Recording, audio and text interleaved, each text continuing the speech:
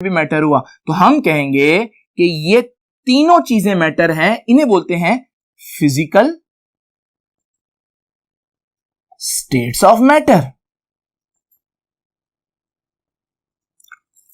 Physical states of matter के matter आपको जब भी नजर आएगा अपने इर्द गिर्द, वो ये इन तीन फॉर्म में होगा। और आप अपने इर्द गिर्द देखें जरा इस वक्त कमरे में, तो आपको ज्यादातर चीजें मैटर ही दिखेंगी।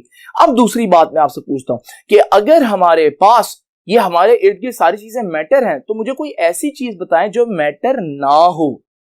अब आप सोचें कोई ऐसी चीज जो ना इस पर पूरा उतरे, ना उसका मैस हो, ना उसका वॉल्यूम हो, ऐसी कौन सी चीज हो सकती है? तो जरा इमेजिन करें आपके जिस्म से निकलने वाली हीट, या इनफैक्ट किसी भी गर्म चीज से जो हीट निकल रही होती है, उस हीट को सोचे, क्या उस हीट का मैस है? अब आप कहेंगे सर हीट तो एक नॉन फिजिकल चीज है, उसका मैस कैसे हो सकता है? तो फिर दूसरी बात मैं आपसे पूछता हूं, क्या उसका वॉल्यूम है? क्या हीट या सनलाइट या साउंड जो मैं बोल रहा हूं, क्या एक वक्त बोलता रहूं इतना साउंड हो जाएगा कि पूरा कमरा फट जाएगा? आप कहेंगे नहीं सर, साउंड वॉल्यूम ऑक्यूपाई नहीं करता। तो हम कहेंगे कि फिर जो हीट है, लाइट है, साउंड है, ये वो चीजें हैं जो मैटर नहीं है। अब जब ये मैटर नहीं है, तो फिर मैं इनको क्या नाम दूं? मेरे पास इनके लिए एक नाम है, और वो नाम है कि ये एनर्जी है। तो याद रखिएगा, जब कोई चीज मैटर नहीं होती तो फिर वो क्या होती है? एनर्जी। अब आप सोचें आपके इर्द गिर्द या मैटर है या एनर्जी है। अब ये दोनों बातें जो मैंने आप लोगों को अभी बताई थी कि फिजिक्स की डेफिनेशन में मैटर आ रहा है, एनर्जी आ रहा है, और उनका रिलेशनशिप आ रहा है, तो ये तो दो चीजें एक्सप्लेन हो गई। अब देखते हैं रिलेशनशिप का क्या मतलब है। तो रिलेशनशिप में मैं आपको एग्जांपल देता हूं, एटॉमिक बॉम्ब की एग्जांपल देता हूं। देखिए एटॉमिक बॉम्ब क्या करता है? एटॉमिक बॉम्ब में आपको पता होगा यूरेनियम यूज होता है, और ये यूरेनियम जब एटॉमिक बॉम्ब एक्सप्लोड होता है तो बहुत ज्यादा हीट जनरेट करता है। अब जरा जल्दी से मुझे बताएं, यूरेनियम तो एक सॉलिड सब्सटेंस है, और जितने भी सॉलिड होते हैं वो तो मैटर होते हैं, यानी कि यूरेनियम क्या है? मैटर।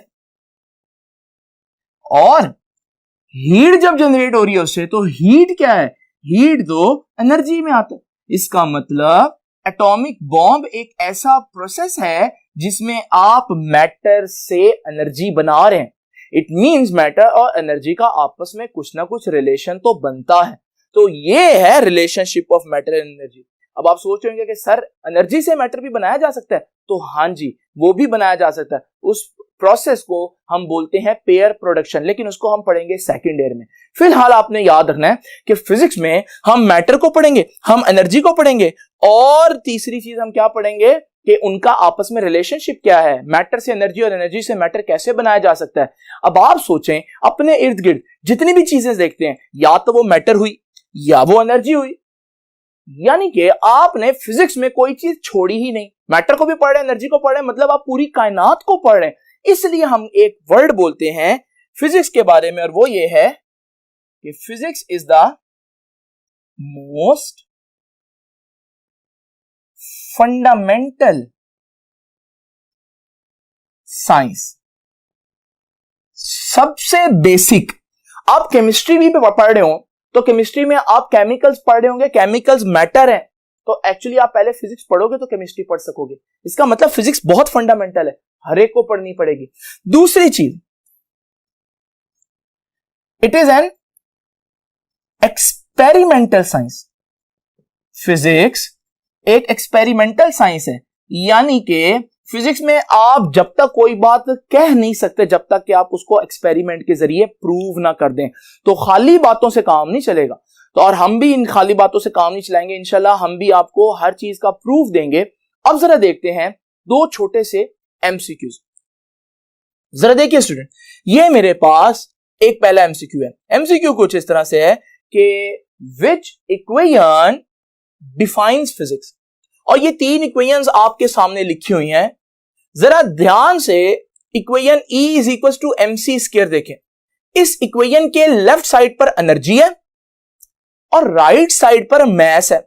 यानी कि ये इक्वेशन किस किस का रिलेशनशिप बता रही है? एनर्जी और मैस का। और एनर्जी और मास का रिलेशनशिप किस में पढ़ते हैं? फिजिक्स में। तो इसका मतलब अगर हम बात करें कि इन इक्वेशन में सबसे बेस्ट कौन डिफाइन होगा, तो E is equal to mc² physics को डिफाइन करेगी। अच्छा, अगर मैं थोड़ा सा चेंज करूं वर्ड को कि विच इक्वेशन डिस्क्राइब फिजिक्स।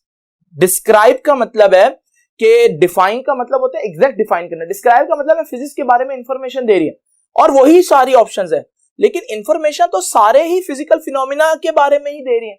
इस सूरत में जब आप डिस्क्राइब फिजिक्स की बात करेंगे तो सारी फिजिकल इक्वेशंस फिजिक्स को ही डिस्क्राइब कर रही हैं, किसी फिजिकल फिनोमिना को डिस्क्राइब कर रही हैं। तो यहां पर हमारे पास ऑप्शन सही क्या होगा? All of this. अब जरा देखते हैं, क्या हमें फिजिक्स को भी मजीद डिवाइड करना पड़ा था? क्योंकि हमारे पास नेचुरल फिलॉसफी थी, फिर हम लोगों ने नेचुरल फिलॉसफी को डिवाइड करके फिजिकल बायोलॉजिकल साइंसेस बनाए, फिर फिजिकल साइंसेस में फिजिक्स, केमिस्ट्री, जियोलॉजी और एस्ट्रोनॉमी वगैरह आ गई। अब क्या फिजिक्स को मजीद डिफाइन किया जा सकता है या मजीद फिजिक्स के पोर्शन बनाए जा सकते हैं? तो इसका आंसर है यस।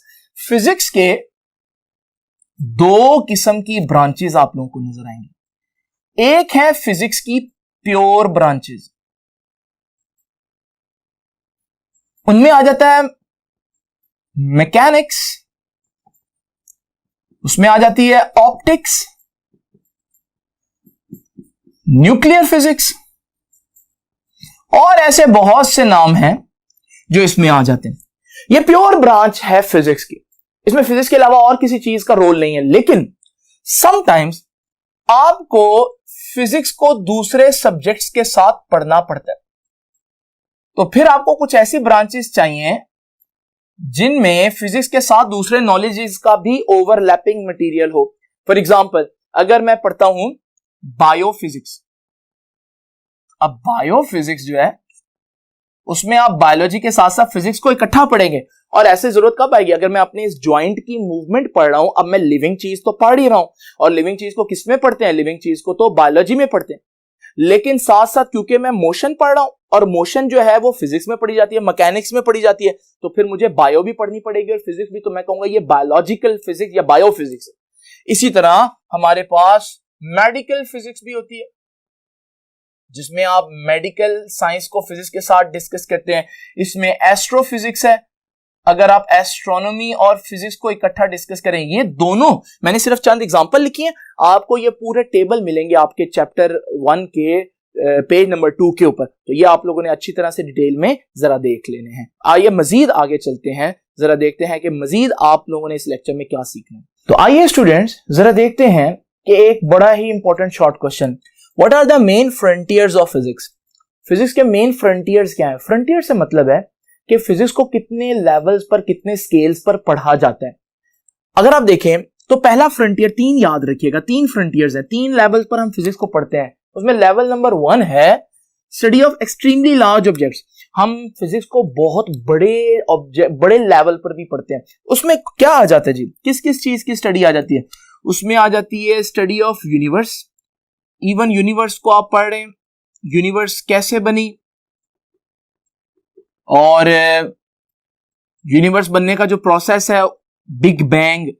आपने सुना होगा कि यूनिवर्स एक बहुत बड़ा धमाका हुआ था, कितना अर्सा पहले, ये भी याद रखिएगा, 20 बिलियन ईयर्स,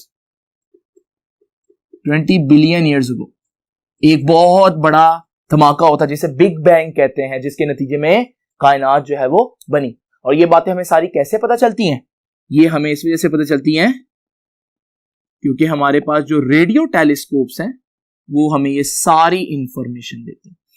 फिर हम फिजिक्स को बहुत छोटी छोटी ऑब्जेक्ट्स जो हैं उनकी स्टडी के लिए भी पढ़ते हैं। फॉर एग्जांपल, अगर हम देखें study of electron, study of proton, study of mesons, ये सारे के सारे सब एटॉमिक पार्टिकल्स हैं। और तीसरे लेवल पर जो हम फिजिक्स पढ़ते हैं वो है study of middle size objects. उन चीजों को पढ़ना जो ना बहुत बड़े हैं ना बहुत छोटे हैं, और उनमें आप और मैं यानी कि ह्यूमन बीइंग्स भी आ जाते हैं। वैसे याद रखिएगा कि study of middle size objects को हम स्टडी ऑफ कंप्लेक्स मैटर भी कहते हैं, क्योंकि इन चीजों को पढ़ना बहुत मुश्किल है। और ये कॉम्प्लेक्स मैटर है, और इसमें कहां से कहां तक आ जाती है चीजें, मॉलिक्यूल से लेकर, मॉलिक्यूल के साइज से लेकर हमारे पास जमीन के साइज तक जितनी भी चीजें हैं, ना वो फिजिक्स में बहुत बड़ी शुमार होती है, ना वो बहुत छोटी में काउंट करते हैं उन्हें, तो उनको हम पढ़ेंगे किसमें, मिडिल साइज ऑब्जेक्ट्स में। और डेफिनेटली मॉलिक्यूल से अर्थ तक के साइज में ह्यूमन भी फिट होते हैं, तो ह्यूमन स्टडी जो है वो भी मिडिल साइज ऑब्जेक्ट्स में है। अब देखते हैं आखिरी शॉर्ट क्वेश्चन आज का जी, तो जरा देखते हैं, ये हमारे पास है, what we investigate in physics. Physics में हम किन चीजों की इन्वेस्टिगेशन करेंगे, किन चीजों के बारे में हम तजस्सुस रखते हैं, जिनके बारे में हम पता लगाना चाहते हैं कि यार ये क्या चीज है। उनमें सबसे पहले हमारे पास नंबर 1 है laws of motion. Laws of motion का मतलब है कि चीजें क्यों चलती हैं, क्यों रुक जाती हैं, कब स्पीड पकड़ती हैं, क्या लॉज है इसके पीछे। Number 2 structure of space time.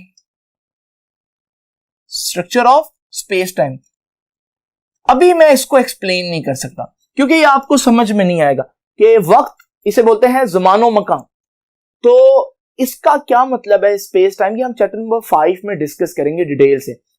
बहरहाल नंबर 3 देखते हैं। नंबर 3 है हमारे पास इंटरेक्शन ऑफ मैटर। जब मैटर आपस में टकराते हैं तो क्या लॉज ओबे करते हैं, जैसे आपको पता है मोमेंटम कंजर्व रहता है, टकराने का 2 किस्में हैं, इलास्टिक कोलिजन, इनइलास्टिक कोलिजन, ये सारी चीजें।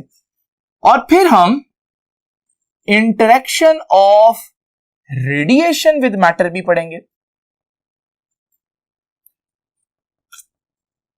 कि जब रेडिएशन मैटर से टकराती है तो क्या होता है। मिसाल के तौर पर आप लोगों ने अक्सर देखा होगा सोलर पैनल्स लगे होते हैं घरों के ऊपर, तो उस पर जब सनलाइट आकर टकराती है तो सनलाइट रेडिएशन है, और वो सोलर पैनल जो है वो मैटर है, तो रेडिएशन मैटर से टकरा रही है तो हमारे पास एनर्जी प्रोड्यूस होगी। और लास्ट चीज हम पढ़ेंगे डिफरेंट टाइप्स ऑफ फोर्सेस को इन्वेस्टिगेट करेंगे। आपको पता है प्लैनेट्स एक दूसरे पर जो फोर्स लगाते हैं, और मैग्नेट्स एक दूसरे पर जो फोर्स लगाती है, और चार्जेस एक दूसरे पर जो फोर्स लगाते हैं, इनकी नेचर जो है वो बिल्कुल डिफरेंट है।